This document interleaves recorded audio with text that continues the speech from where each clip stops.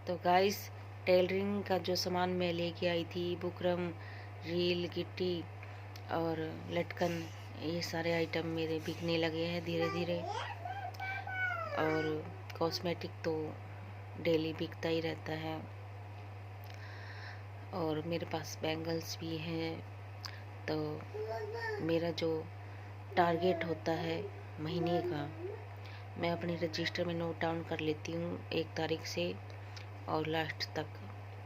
तो जो मेरा टारगेट होता है वो मेरा टारगेट पूरा हो जाता है कि मेरी महीने में इतनी इनकम आनी है, तो वो इनकम मेरी आ जाती है।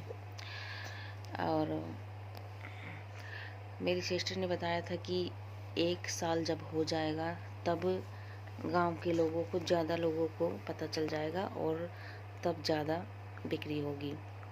तो अभी जो मैं टारगेट रखती हूँ महीने का, वो मेरा मैक्सिमम पूरा हो जाता है हर महीने। हर महीने मैं इतना सेलिंग कर लेती हूँ कि मेरा टारगेट पूरा हो जाता है। और अभी 1 ईयर बाद तो कुछ बात ही अलग हो जाएगी। लेकिन आसपास कुछ ऐसे भी लोग हैं कि जिनको मेरे शॉप से कुछ दिक्कत भी है। हाँ, वो आते हैं, चीज़ उनको पसंद आ जाती है। अब आप ही बताओ, जो 50 रुपए की चीज़ है उसको मैं 30 रुपए में, 20 रुपए में कैसे दे दूँगी?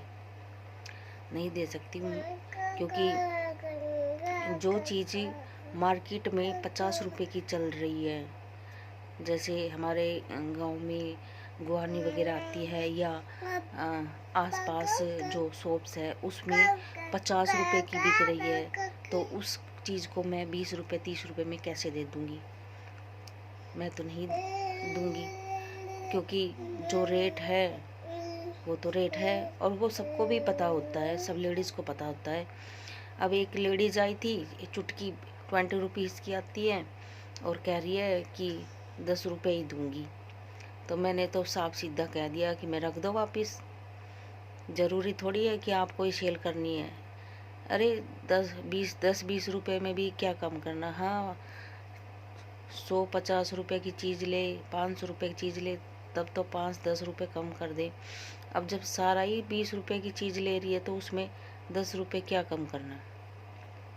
तो जो चीज़ गुआरनी भी 20 रुपये की दे रही है और आसपास की दुकानों में 20 रुपये की दे रही है, तो उसमें मैं 10 रुपये कैसे कम कर लूँगी? तो ये लेडीज़ जो होती है ना, बहुत ही एकदम से मार्केट को डाउन कर देती है। बिल्कुल भी ये नहीं देखती कि दूसरों की कितनी तकलीफ़ सहन करके सामान को यहाँ तक लेके आई है। दिल्ली में सदर बाज़ार में अकेली लेडीज़ का घूमना बहुत ही मुश्किल हो जाता है, वो भी 2-3 बैग लेके। और आपको पता नहीं होगा कि लॉकडाउन की वजह से सारी सुविधाएं बंद हो रखी है लोकल ट्रेन की, तो बहुत ही अप डाउन करके मेट्रो से जाना पड़ता है। पहले बस में जाओ, 20 रुपये किराया दो, फिर मेट्रो स्टेशन पे पहुँचो, फिर वहाँ मेट्रो स्टेशन का 60 रुपये का टोकन लगता है, और वो भी कम से कम 100-150 आदमी के पीछे खड़ा होना पड़ता है, तब जाके टोकन मिलता है। और फिर नई दिल्ली पहुँचो, फिर वहाँ से रिक्शा पकड़ो, फिर पागलों की तरह घूमो एक एक चीज़ ढूंढते हुए। और सबसे बड़ी बात, अपनी प्यारी सी चुन्नू को दूसरों के डिपेंड करके छोड़ के जाओ, क्योंकि जो केयरटी होती है वो तो माँ ही कर सकती है, दूसरे नहीं कर सकते। वैसे इसकी नानी केयरटी कर लेती है, इसकी मामी भी बहुत देखभाल करती है, लेकिन फिर भी मुझे बहुत ही अजीब सा लगता है अपने बच्चों को दूसरों के पास छोड़ना। चाहे वो कितनी भी केयरटी करती है, लेकिन फिर भी मेरे अंदर यही रहता है कि मेरे बच्चा कहीं भूखा ना हो, कहीं उसकी केयर हो रही हो या नहीं।